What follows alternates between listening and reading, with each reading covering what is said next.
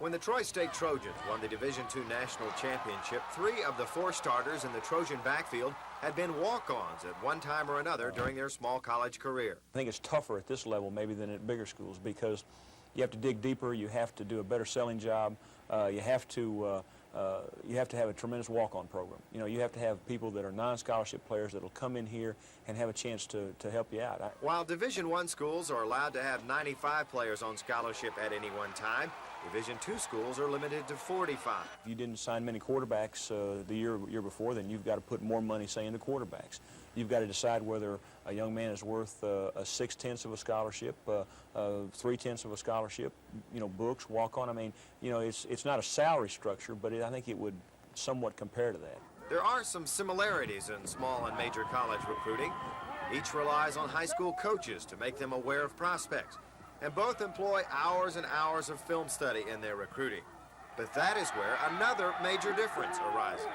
We're not as hung up on height as a lot of places are. We'd rather have a fellow that maybe is a little smaller and a lot quicker than a guy that's a little bigger and a little bit slower, because at this level, usually a guy's not going to have every ingredient from the physical standpoint that, you know, maybe would be ideal.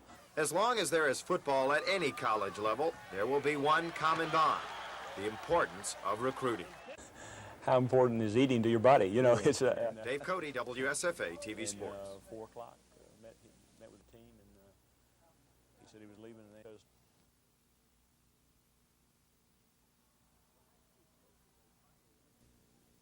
the high school coach is a vital link in the recruiting process, especially the one who only wants the best for his player. He is the stabilizing factor. He is there year after year to deal with the college recruiter, to set the guidelines, to protect his players and his team. Each coach has his own system of dealing with recruiting. If he's interested in the school, then we try to take a cooperative point that we will help that youngster any way we can, as long as it doesn't infringe on our football team and our school and his academics and things of this nature. And we try to let the recruiter know by, you know, we have a form letter that we have worked up, the times he can visit with that youngster or the times he can call it. We sit down with their mothers and daddies and we try to tell them some of the things that are going to be happening to them. And then from there, we sort of let the kids' parents and him tell us whether anything's a problem. If he's having a problem handling the recruiters, or if he's having a problem answering questions, or if he needs somebody to help him or sit down with him or things of this nature. And by and large, they handle it real well. If a recruiter comes to see a player, that doesn't necessarily mean he will offer that player a scholarship. A good high school coach will help the player determine a school's interest, but he won't help that player make the final decision. I think everyone that comes and recruits our kids knows that everyone has an equal chance. It's something that I do not do and will not do, is suggest where I think a kid ought to go to school. And, this is Phil Snow reporting for WSFA TV Sports. And their parents, you know,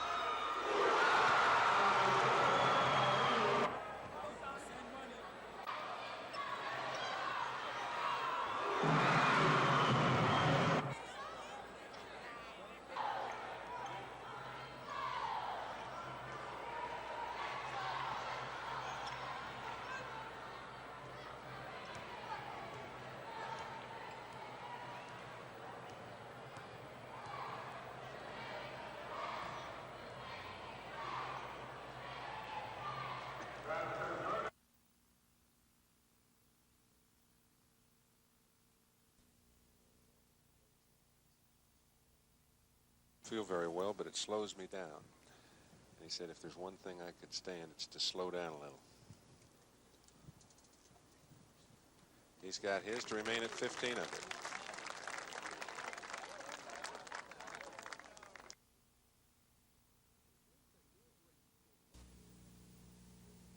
Police say Louis Ray Peoples walked into headquarters and described a weekend slaying in Pensacola, Florida. Police spokesman Major John Wilson gives details of what led to the murder charges. We compiled enough information to lead us to believe that a crime had in fact been committed. We called Pensacola, Florida, and made them aware of a possible murder in their area. They went to the abandoned cement plant described to us by the suspect and did in fact find the body of a white male whose age and identity and address is unknown to them at this time. We then charged the man here with murder and placed him in jail under no bond, and he is being held for the Pensacola authorities, who are supposed to come and pick him up sometime today. Authorities say 39-year-old Peoples, whose last known address is Slippery Rock, Pennsylvania, told them the killing occurred during a fight between him and the victim. This is Norman Lumpkin, WSFA TV News reporting.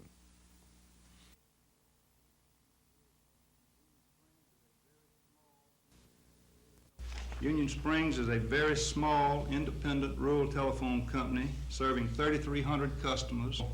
Independent That's per what number of subscribers now? 3,300. Service calls? Yes, complaints of service in a whole 12-month period. Less than 50%, I think about 46%, was from REA. Obvious, flagrant errors in the commission order. And it was our understanding at the time we made that request that that would give us a 263. And all that. We've got to know whether or not this company has shown. Now, if they had gone up and taken the gross billings, which on this particular statement is $47,000, then it would be appropriate to this process. I would point out, though, that the actually wanted. On the interstate toll, does that? Rejected. The commission basically adopted a position in the Attorney General.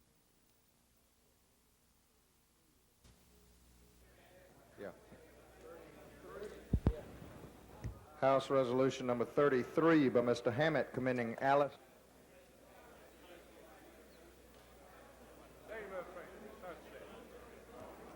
Committee on State Administration. House Bill 414 by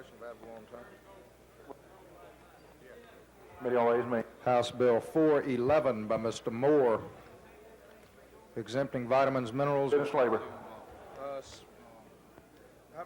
Business and labor or commerce and industrial development. Expenses that I was in several states, Mr. Speaker, for the state of Alabama, and served on viable committees and did the Reapportionment Act and the Workmen's and the Unemployment Compensation Act.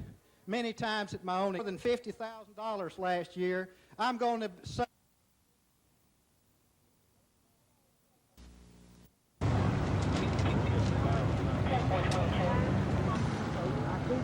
Hello, sir.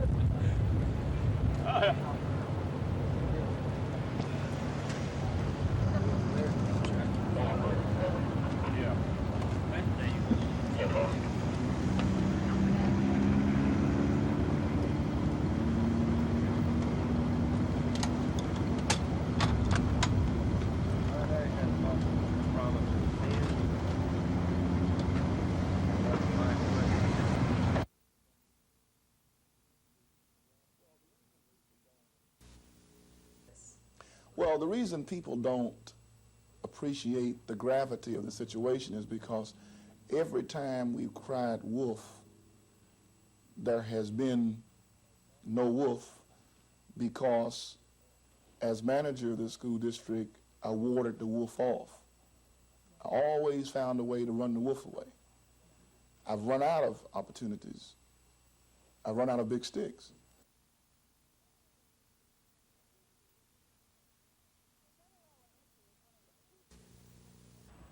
Settle Elementary is one of the two schools Superintendent Palmer proposes to close. The other is Uniontown Middle School, and parents who have children attending these schools are not happy. When any of the bad stuff starts sliding, it settles in East Perry, if you get my drift. Parents staged a boycott Monday by keeping their children home. Out of about 400 students who attend schools in East Perry County, only 83 went to school. But Superintendent Palmer says the schools must be closed or he won't be able to meet the next payroll. The Perry County school system is running a budget deficit of $467,000 and has been told by State School Superintendent Wayne Teague to submit a balanced budget by this Friday. Palmer says parents don't understand how serious the school system's financial problems are. Well, the reason people don't appreciate the gravity of the situation is because every time we've cried wolf, there has been no wolf, because as manager of the school district, I warded the wolf off. I always found a way to run the wolf away. I've run out of opportunities. I've run out of big sticks. If the schools are closed, up to 9 teachers will be laid off, and some children will be bused up to 45 miles away from their homes.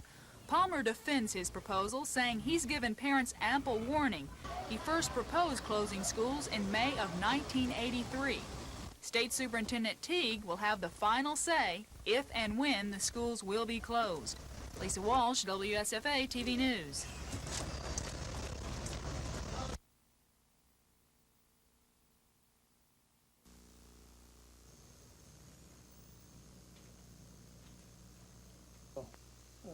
Republican pressurized cabin, and I suspect we'll have.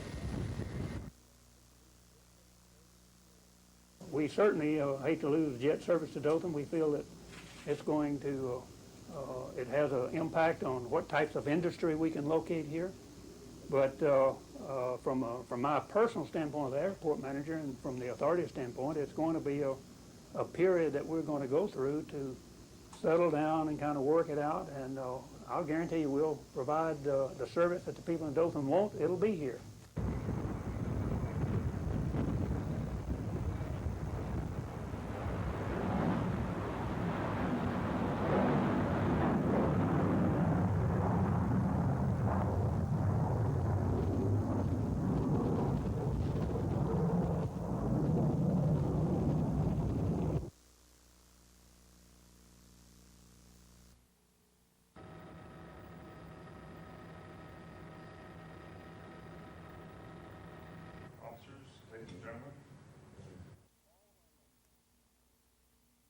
We've spent all of our money in recent years on improving the academic circle, and we needed to do that.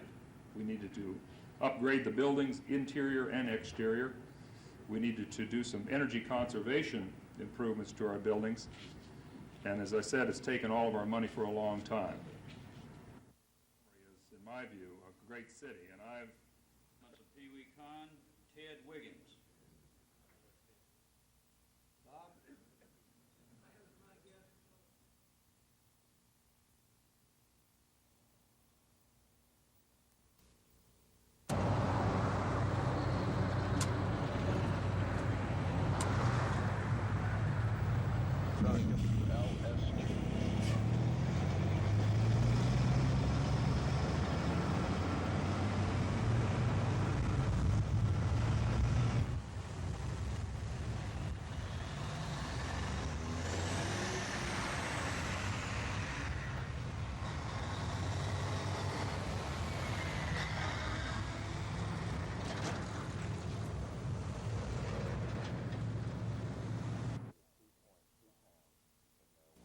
We located 2.2 pounds of marijuana in the house and charged Jack Shemp with trafficking. We found another 7.5 grams of marijuana in the possession of Steve Beadsdorf, age 34, of Marietta, Florida, and he was charged with misdemeanor possession of marijuana. The wife of Jack Shemp, Deborah Shemp, age 27, her case will be presented to the grand jury due to the fact she was not home at the time the arrest was made.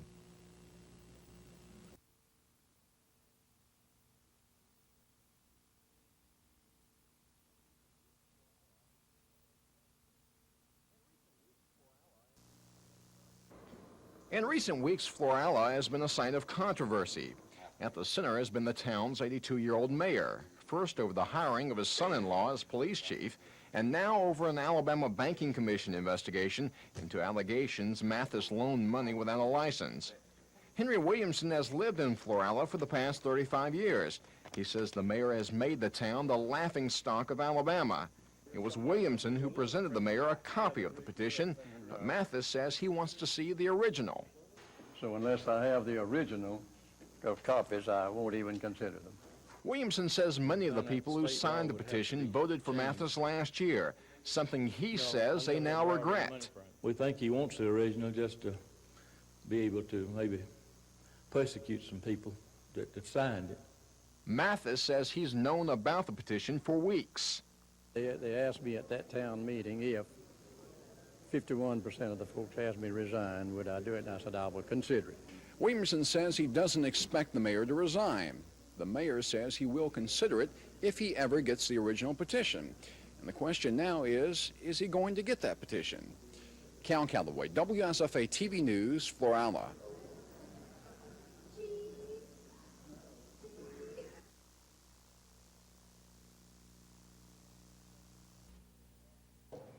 Before we get into the mechanics of how the bill would operate, let me give you a brief history on how we got all those fights done at the table before recommendations were made.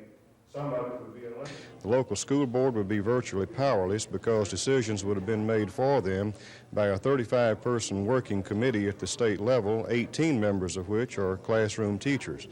If you allow any organization to develop job descriptions and performance standards, that organization will control that profession. And that's the main objection that we have to the bill that's now pending before the legislature. I think most boards in this district and the others are here, which we're grateful for. Those of you who are here, I hope to be eliminated when the issues got to the legislature.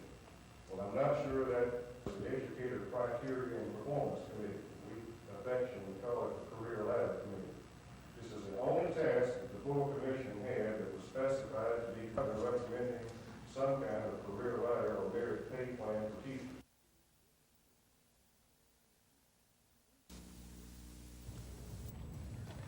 Police believe Williams, who is known as Sambo on the streets of Montgomery, was the employer of Paul Murray, who was sentenced to death in the 1982 slaying of Montgomery police officer Mary McCord. The raid on Williams' North Montgomery home turned up drug paraphernalia and cocaine under the house and in the 45-year-old suspect's wallet. Police officials say Williams is the kingpin of the Montgomery cocaine trade. Sambo is one of the heaviest dealers anywhere in this area, including the state. Any kid on the east, south, west, north side of town knows he can go on Traction Avenue and buy whatever he wants, and Sambo is the kingpin or the godfather of that area. We first became aware of him in about 1982, shortly after the killing of Mary Poor McCord, when we suspected Paul Murray, her killer, of working directly for Sambo. And it was at that time that we begun an intensive investigation, and ever since then have been trying to compile enough information on him. He has an extensive network of informants, some of which had seen fit to call his attorney sometime today, which is a Red Bell, showed up on the scene without any of us notifying him shortly after we did. So almost simultaneously when we decided to raid the house, his attorney already knew about it. So he has a well-entrenched network of informants as well as dealers. Police officials say today's arrest could mean a big dent in the area's biggest cocaine distribution and sales ring. This is Norman Lumpkin, WSFA TV News reporting.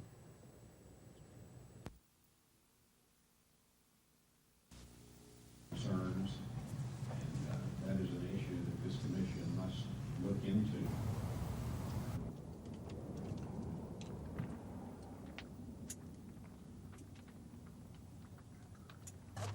Graceful. What me from? It act like I'm not here.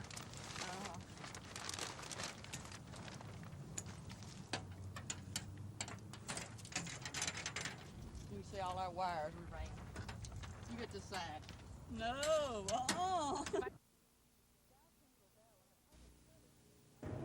South Central Bell and the Public Service Commission are two adversaries who know each other well.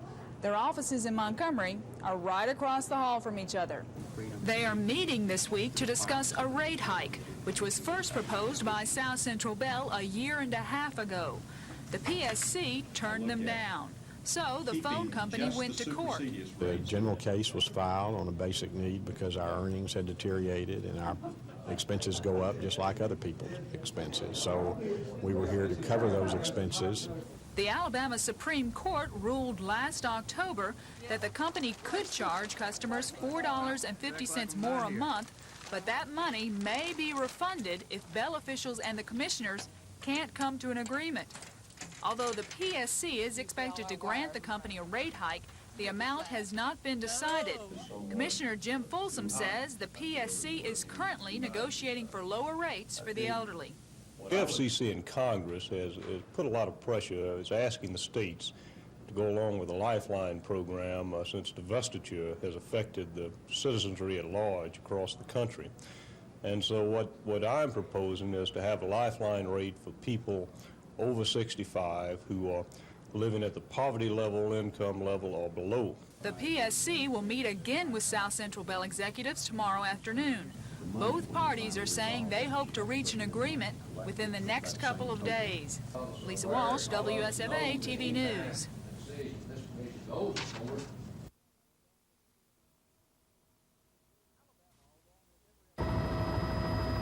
Alabama, along with every other state in the nation, has been waiting 2 years for Congress to okay what's called the Interstate Cost Estimate. Once approved, the estimate would allow the feds to give state governments almost $7 billion worth of interstate construction funds. But so far, insiders say approval has been held up by political squabbling, and highway departments all over the country are running out of federal cash. And we very badly need the $150 million to be released so that we can cover these projects that we're now financing with 100% state money. The cutback won't affect work already underway, but road builders at this statewide conference in Montgomery say it will still have a big impact on their business. So basically, we're just taking business right out of the construction industry and holding it back. State officials say if the federal money doesn't come through by October, almost 12,000 Alabama road builders will be out of work. Congress is expected to at least look at the interstate cost estimate next week. Alabama's delegation will be pushing hard for passage. Still, congressional aides say at best that will take several weeks and more likely more than a month. Tom Foreman, WSFA TV News.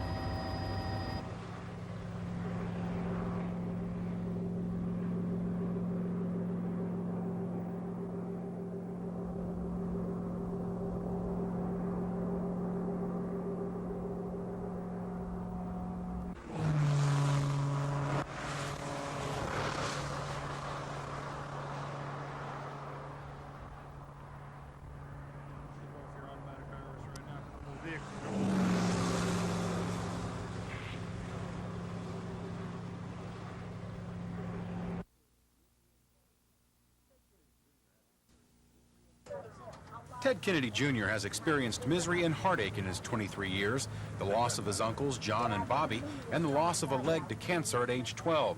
Because of his perseverance, the National Organization on Disability asked Kennedy to travel the country, spreading an important message. There was a time where I was ashamed to walk around in public, but I don't think I've changed right now, because I think it's important for people to realize that, look, there are people who are different. There are people that do have special needs, and I think those needs should be recognized. As Kennedy toured the Central Alabama Rehab Center, he quickly pointed out people with disabilities are not handicapped, only challenged. He says the words handicapped and disabled put up barriers and restrictions between them and society. He says people like him have a lot to contribute if given the chance.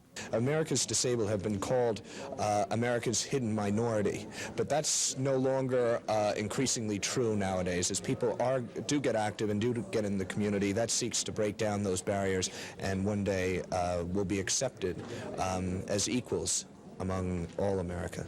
He says people with disabilities want to participate in life, not be spectators on the sidelines. Dean Argo, WSFA TV News. I think this would probably be the same advice that Governor Wallace. Governor Wallace's accelerated sales tax idea meant that Alabama businesses would begin turning in sales taxes to the state during the month they're collected rather than the month after, which means businesses have to project the sales taxes for the month in order to pay them. The devastating effect to some businesses came last October when the change occurred. In October, businesses were turning in not only the taxes they'd collected during September, but also the projected taxes for the full month of October. For retailers like Jerry King, who works with a limited cash flow, that meant borrowing the money to pay October's sales taxes. I'm still trying to recover from it, and I really don't see the end of it. I'm trying every day to make just enough to try to repay that debt, which it caused me to have when I had to come up with the money all at one time for these taxes. Jerry King isn't alone. A number of businesses have complained, and that's led Senators Donald Holmes and Chip Bailey to offer a bill repealing the collections method. The only opposition came from teachers lobbyist Paul Hubbard, who's worried about the Education Trust Fund losing the gains the general fund realized last October.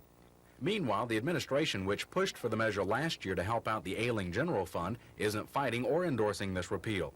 But for Jerry King, it may be too late. He says he may have to close the doors by fall, shutting down a business which celebrates its 10th anniversary tomorrow. Chris Grimshaw, WSFA TV News.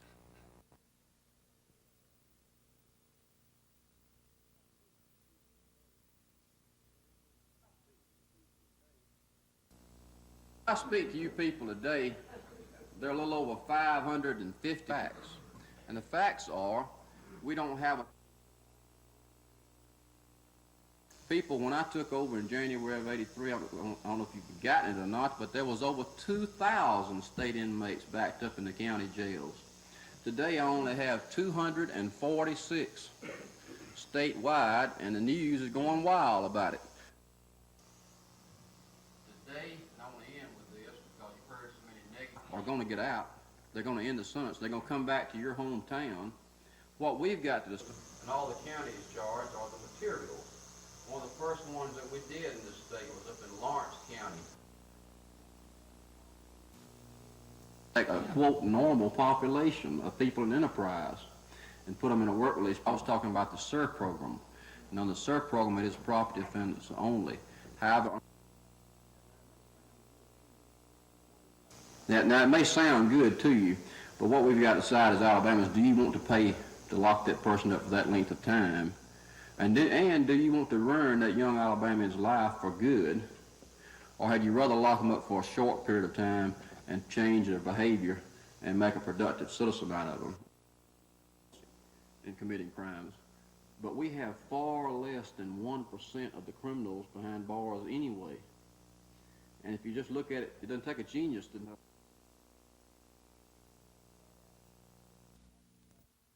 First of all, I would like to think that this report will resolve some of the problems that we have in being responsive to industry and businesses throughout the state of Alabama. It's the responsiveness to needs that worries these men. How can two-year colleges help attract business and industry to the state without using state-of-the-art equipment for teaching? And what about high-tech training? Two task force members say a lack of planning has caused state colleges to fall behind. The problem has been that the schools were established for the most part 20 years ago. Some of the tech schools, I think, when Governor Wallace was a member of the legislature, were established back in the early 40s and 50s. And the current problem is the just vast explosion of needs in terms of high technology, if you will, or computers and technicians and things. And really the current problem is making sure that the two-year schools are up to date and providing the services that business and industry needs right now. The three basic recommendations from the task force for enhancing the relationship between two-year schools and industry are maintaining better rapport with business and industry, setting up a clearinghouse for needed materials, and establishing a research center to investigate further needs. Task Force Director George Howard says Governor Wallace is backing this report, and he hopes to begin implementing the recommendations very soon. Gina Gregory, WSFA TV News at the Capitol.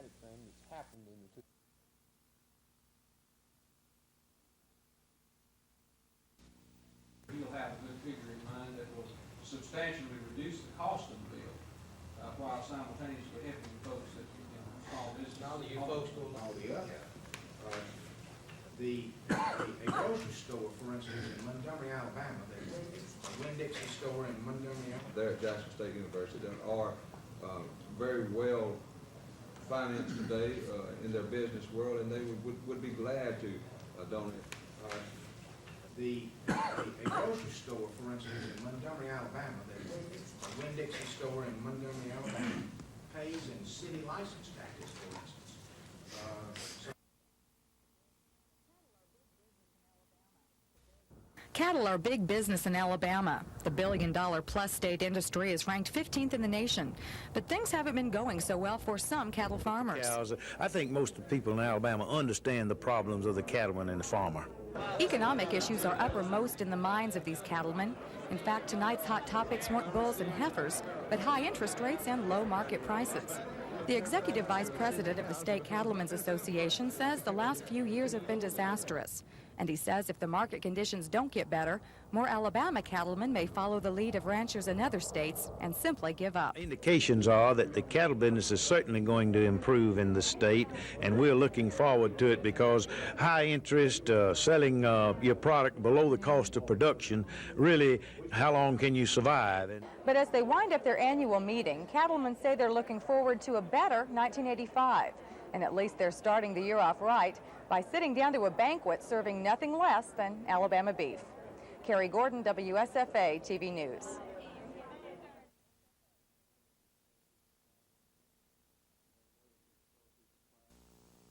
You may have noticed these trophies, the plaque, and the ribbons here in front. Rating, which is the highest rating awarded by the...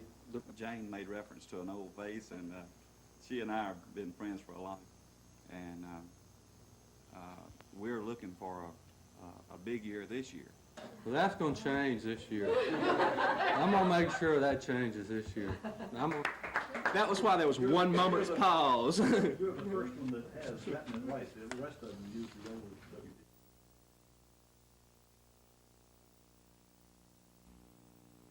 done. To the praise, thanks, and recognitions that come to those who serve their communities with the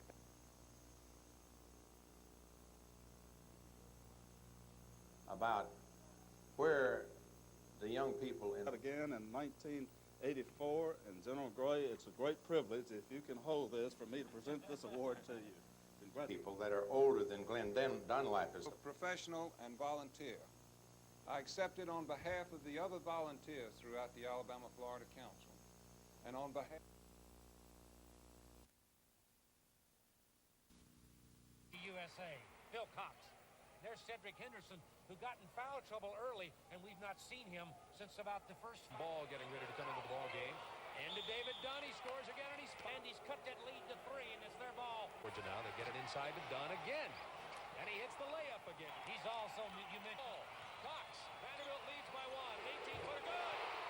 Loses the handle on it, and Vanderbilt with the Cox. Georgia switching so well. Cox off the glass. Georgia led 15-3 as an offensive team. Joe Ward hoop on the Vanderbilt break. It's tied. One of their makers, it'll be Phil Cox. 6-5. Cox from the baseline. It goes! 2-1. They call timeout with 2 seconds remaining, and Cox hits the 10-foot baseline jumper for his 18th point of the night. But there are 2 seconds remaining, and just ask LSU how long.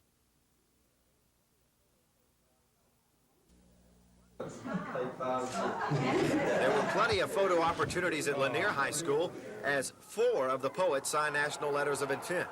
One of the state's top 20 recruits, wide receiver Anthony McCall, who verbally committed to Auburn 2 weeks ago, put his commitment in writing as members of his family looked on. Earlier, Anthony told me he feels he can contribute as a freshman. I feel like I would if I go up there with the right attitude and with the self-confidence that I have in myself. I believe I come out. I felt pretty well the first year. 2 of Anthony's teammates signed letters of intent with Marshall University, defensive back Stanley Hall and linebacker Randall Wanamaker. Offensive guard Franklin Tarrant signed with Tuskegee. 4 Jeff Davis Vols signed Granonades. Quarterback Mike Fike with North Alabama. Receiver Clarence Johnson with Alabama State. Linebackers Roderick Williams and Mitchell Etheridge, here pictured with Coach Charles Lee, accepted Granonades to Jacksonville State. Time with me, then it'd be a lot better. How much do you feel like you can contribute your first year? I hope I can contribute a lot. Georgia Tech coach Bill Curry visited Carver lineman Greg Baker during Blue-Gray Week. So impressed was Baker that he opted to become a Yellow Jacket. It had a big effect on me. I want to be a part of a winning tradition, and they seem like they're starting one. Lead linebacker Marlon Riggins signed a Granonade with Tennessee Chattanooga, while Prattville lineman Steve Floyd decided on Troy State. For the city's top high school prospect, however, Arthur Mitchell of Jeff Davis, there was no signing ceremony at all. Academic problems have cost the All-State tight end a chance to play major college football. To my knowledge, Arthur's going to probably go to a junior college. He has the ability to play major college football, and we wish him the very best. He's had some unfortunate things happen to him, and at the same time, I think maybe it has been a learning experience for him.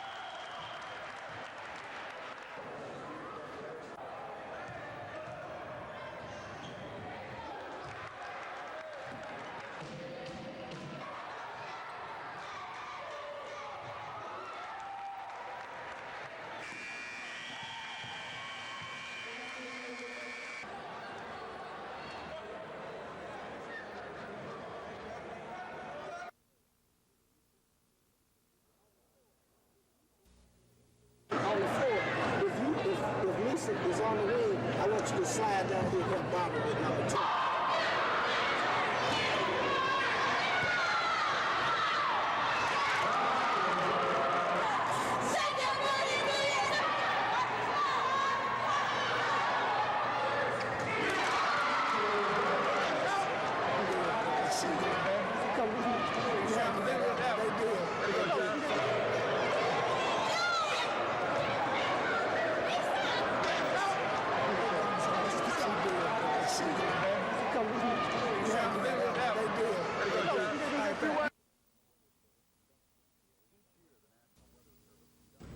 Each year, the National Weather Service conducts these drills to identify problems in their emergency broadcast system and to educate the public on what to do when a severe weather warning is issued. If we put out a good warning and nobody gets it, then we're just defeating our purpose. Or if we have a communications gap between us and the public somewhere, we need to find out about it.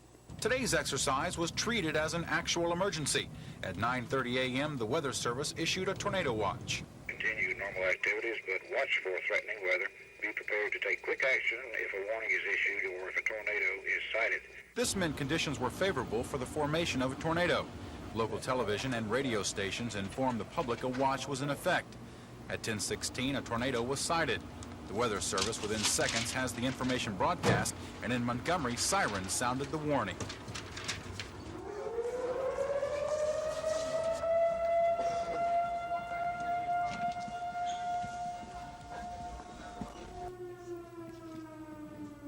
Most of the problem is either one or two factors.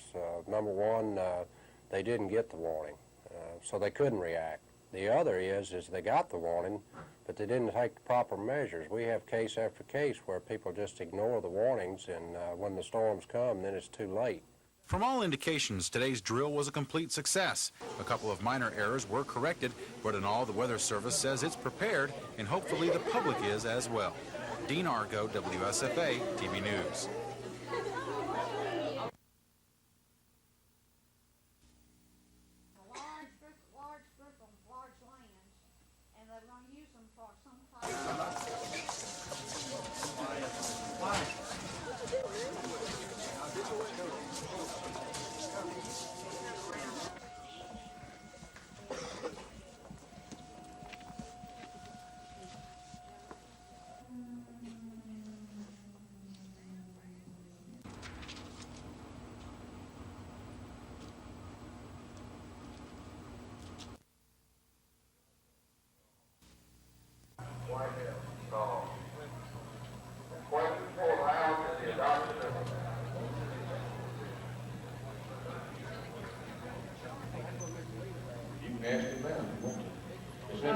Well, and I'd like for you to, because if you own 10% or more of the hazardous waste disposal facility. This resolution is required on this resolution is required on each individual bill.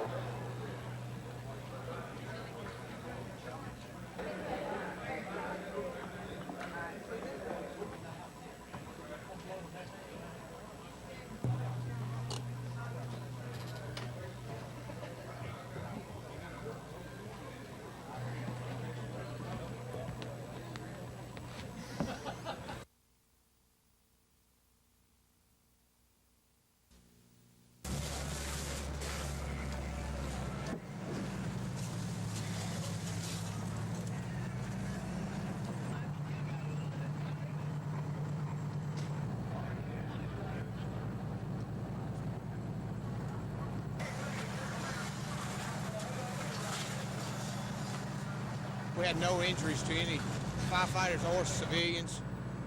There were 2 children, approximately ages unknown, in the house. They were safe.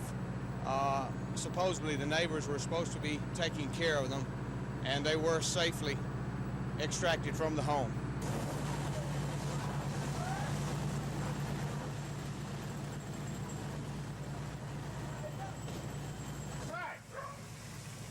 Hey, Lieutenant, the fire head I was talking to about a while ago, y'all have put it out from up there. You'll have to check it out on overhaul.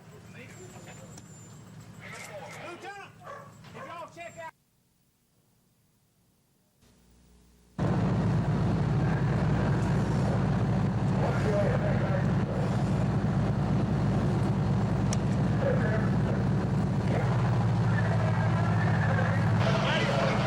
Are they safe when this is over? They're safe. They left the house when the fire erupted about 3:42 today. When the fire department was called, they found the house heavily involved in flames. There's no indication of any kind of neglect that we're looking at, and there's really no indication that the children may have started the fire. That's perfectly fine. They were left there by an aunt, and their father was due home shortly.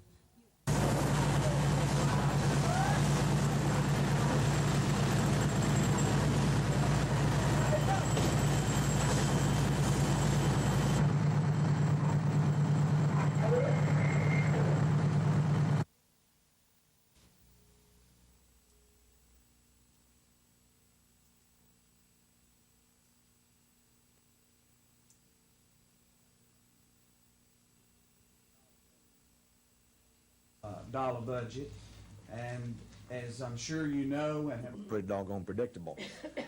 This puts me in a kind of a bind. hours and hours, 6 months of work with bringing in top experts from all over the nation. But you know Governor Wallace well enough to know.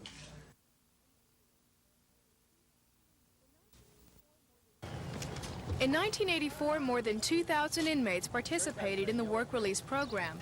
They went to work during the day and came back to prison at night. But more than half those inmates have been taken off the program for reasons such as medical problems, disciplinary problems, and parole. 12 inmates returned to prison for committing new crimes, but Smith says he doesn't see that as a problem. That is a percentage rate of 0.005% new crimes committed. And people, that's something really that we're proud of and that we're bragging about today. But some state officials, including Attorney General Charles Graddick, criticized the program, saying inmates shouldn't be allowed to leave prison walls. Smith disagrees. Now, it may sound good to say lock them all up and throw away the key, but we know that just to build the prison space between now and 1990, it would take a little over $1.5 billion of your tax money for construction alone. So the prison commissioner is asking the Attorney General to put his money where his mouth is. He's asking Graddick to become a member of the committee that chooses work release inmates. Graddick says he'll give Smith an answer tomorrow. Terry Stanton, WSFA TV News.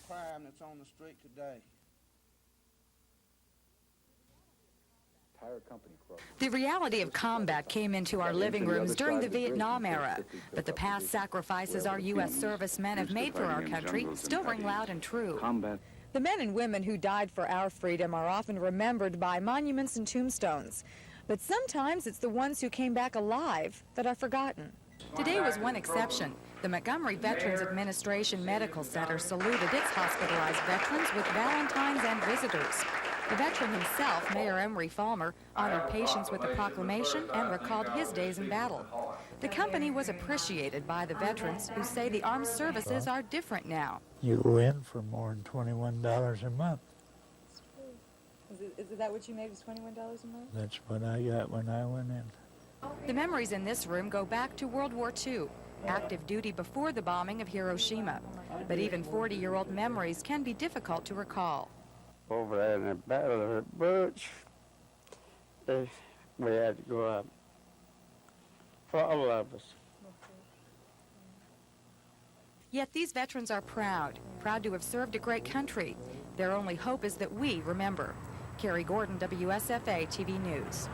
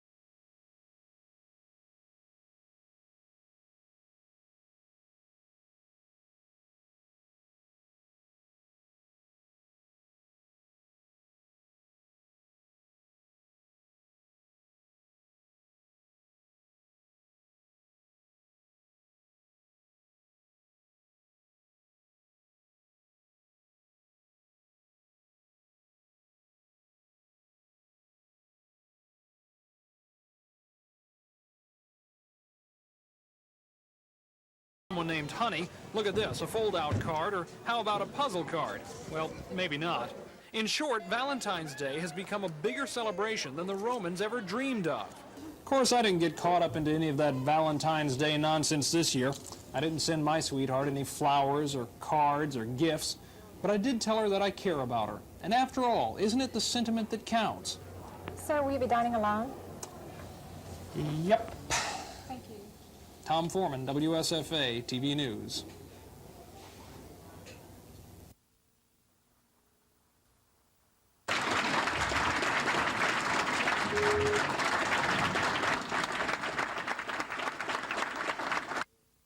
I think this is the greatest honor I've had since I've been with the Sheriff's Department. I'd like to thank Sheriff Butler. I'd like to congratulate all the other nominees.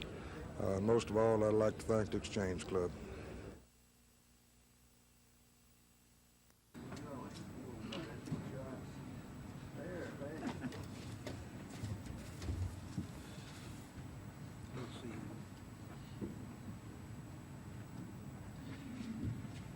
You know, I'm a transplant, and I'm just happy that I call Montgomery home now. And it's proud when I walk down the street. State on a combined basis. For instance, December of '84 shows a 16.3 return year to date. They put it on the basis of You filed reports with the commission, I thought the commission objected. even by the Supreme Court outside of the record. But, you know, for the purposes of negotiations, we don't have any problem with it. Doing what I could do, but let me take a look and see what it would take to do that. Well, take a look at it, because I don't. And if I don't mind doing that, Commissioner Foltz, so if we're to go back and compare it. Be very quick and prompt in reviewing that data, so that they could monitor the progress of the company to determine supersedious status. These figures show on that. That does. That's exactly what I.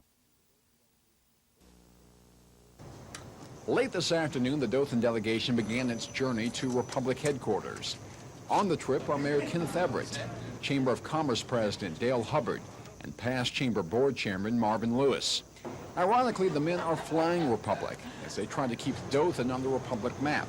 They know Republic has filed an application with the Department of Transportation to end service in Dothan April 28th. But some airline officials say the move is not official, at least not yet. We've had conflicting reports from different people in the Republic organization as to whether or not they really do intend to pull out, and we want to get the facts and give them some facts and figures on Dothan and the possible growth that we're going to have. Is jet service important to Dothan? Mayor Everett says you better believe it is. That's why he and chamber officials plan to pull out all stops when they meet with Republic. The trip comes as Republic announced 1984 was a record year for the airline, with profits of $29.5 million. Airline officials say this in part is due to ending service to a number of cities and realigning routes. Dothan officials don't want the door closed here. Cal Calloway, WSFA TV News, Dothan.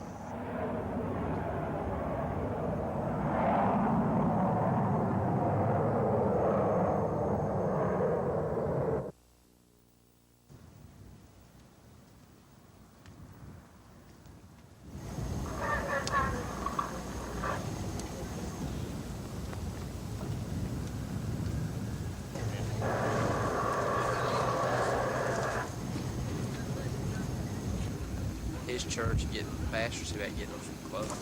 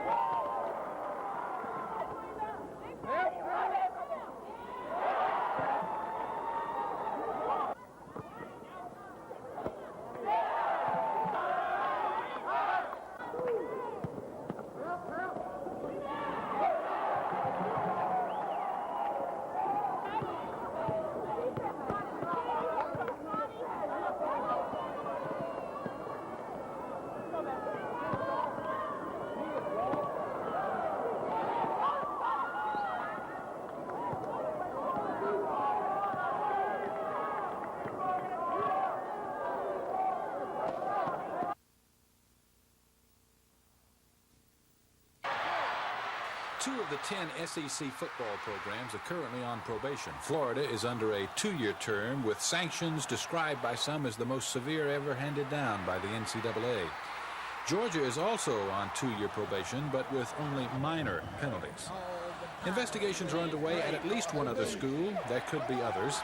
Still, SEC Commissioner Boyd McQuitter says it's getting better. I think we put our worst foot forward in college athletics a lot of times. This is not to say that there's not violations. Obviously they are. They've been detected. And where people willfully violate a rule, the book ought to be thrown at them.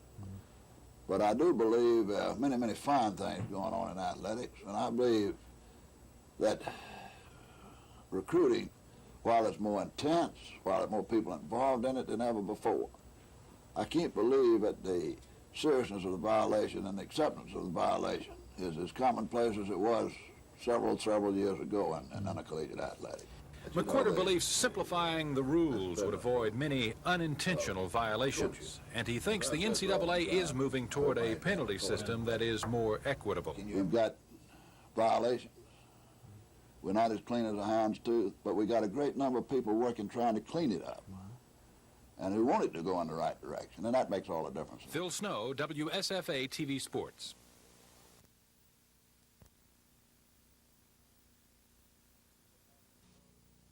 How can American agriculture survive under this circumstance? I don't think they can. The respondents, what is in national surveys, it's when we talk about this the situation, and it's 1985 crop. They can use this information. Some of the very countries that we put into the agricultural business a few years ago are now underselling us in our marketplace. And so agriculture is no longer, American agriculture no longer has the competitive advantage in world markets that it once had.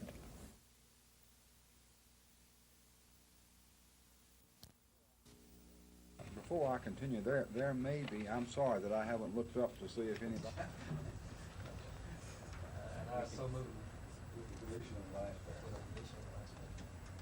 I agree. But if I don't think... 891. Not the chief of police could rent a home owned by a county.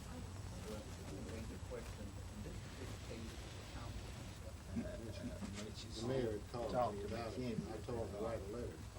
That's the key. Yes, the only available house. He says it's the only, but he doesn't say whether or not If anybody in the audience has anything they'd like to say about any of these, and from now on I will do that. I'll make sure that